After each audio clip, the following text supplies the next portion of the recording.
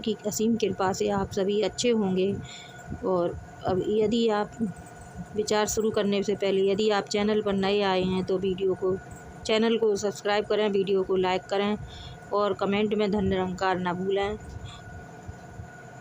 साथ संगत जी, आवश्यकता मानव एकता की। एकता का भाव एक होना, एका मेल अभेद होना आदि से है।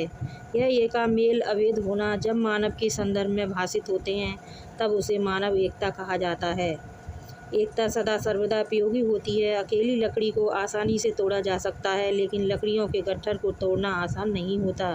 5 उंगलियां जब एक मुट्ठे का आकार ले लेती हैं तब उनका प्रभावी होता है। पशु पक्षियों जीव जंतुओं में भी एकता के दर्शन स्थान स्थान पर होते हैं। चींटियाँ, मधुमक्खियाँ, कौवे, बंदर आदि एकता के कारण अपनी अलग अलग पहचान रखते हैं। इस रूप में मानव एकता की स्थिति उतनी उत्साहजनक नहीं है। विश्व भर के 7 अरब से अधिक मानव विभिन्न समूहों में विभक्त नजर आते हैं। यह बिखराव जाति, धर्म, रंग, वेशभूषा, खान पान, शिक्षित, अशिक्षित, धनी, निर्धन आदि के रूप में सामने आता है। काले गोरे, यूरोपियन, मंगोलियन, एशियन, अफ्रीकन का भेद है तो कहीं स्त्री पुरुष का भेद ही मानव के बीच दूरी पैदा करता है। विश्व की आधी जनसंख्या महिलाओं की है।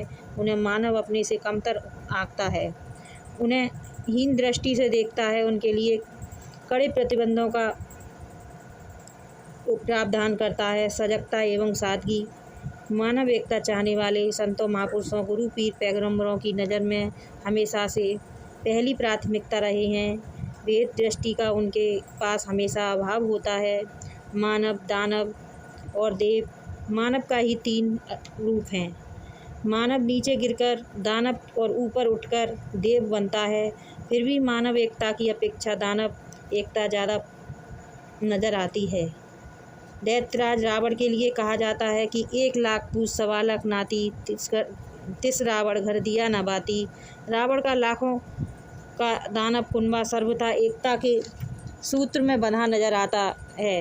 रावण के एक आदेश पर वे सब के सब संगठित होकर लक्ष्य को पाने की ओर आगे बढ़ निकलते थे। उनकी एकता प्राण न्यौछावर करने से भी पीछे नहीं रहती थी। राम जी से युद्ध में रावण ने लाखों नाती पूत गंवा दिए, लेकिन प्राण रक्षा की गरज से किसी दानव ने रावण की अवज्ञा नहीं की। दूसरी ओर मानव की स्थिति यह है कि यह मानव एकता के हितार्थ जान देना तो दूर, जान लेने की से भी पीछे नहीं हटता। खून देना तो दूर, खून सड़कों गलियों में बहाने के लिए बेताब नजर आता है।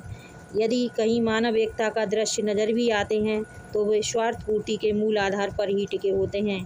जाति, धर्म, वर्ग, समूह के संकीर्ण आधारों पर अपनी मांगों की प्राप्ति के उद्देश्य से बनाए गए समूहों की एकता कई बार अत्यंत आक्रामक हो उठती है, लेकिन यह एकता और ऐसी जागरूकता अपनी निजी स्वार्थ पूर्ति तक ही सीमित होती है।